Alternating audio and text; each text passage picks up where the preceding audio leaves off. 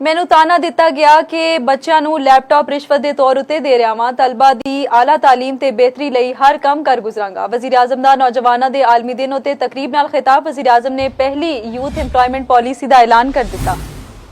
ताना दिया जाता था ये लैपटॉप बच्चों को रिश्वत के तौर पर दे रहा है।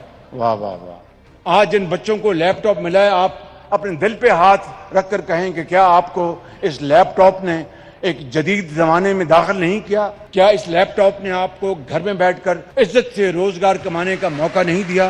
मैं लैपटॉप को मिशन जानता हूं और मैं इसको आगे बढ़ाऊंगा और आगे बढ़ाऊंगा। स्कूल में जो हमने पूरे पंजाब में उसका जाल फैलाया और आज अल्हम्दुलिल्लाह बतौर खादम पाकिस्तान के ये दानिश स्कूल अब गिलगित बल्तिस्तान में बन रहे हैं, आज़ाद कश्मीर में बन रहे हैं, बलूचिस्तान के संगलाख पहाड़ी इलाकों में बन रहे हैं और जहां पर इंशाअल्लाह हमारी कौम के अजीम बेटे और बेटियों को मुफ्त तालीम हासिल करने का मौका मिलेगा और उसका मयार किसी सूरत भी एक्शन कॉलेज से कम नहीं होगा। पहली नेशनल यूथ एम्प्लॉयमेंट पॉलिसी का बाज़ाब्ता ऐलान भी करता हूं। पॉलिसी के तहत तमाम लेबर फोर्स में खवातीन के लिए 35% कोटा लाजमी होगा इंशाअल्लाह, जबकि नौजवानों को मुलाजमतों के बजाय अपना आसान कारोबार शुरू करने के लिए फैसला किया गया है। सिर्फ मेरिट के ऊपर हमने 1000 बच्चे और बच्चियां चाइना हमने उनको भिजवाया। वो बच्चे और बच्चियां अल्हम्दुलिल्लाह वापस आ चुके हैं।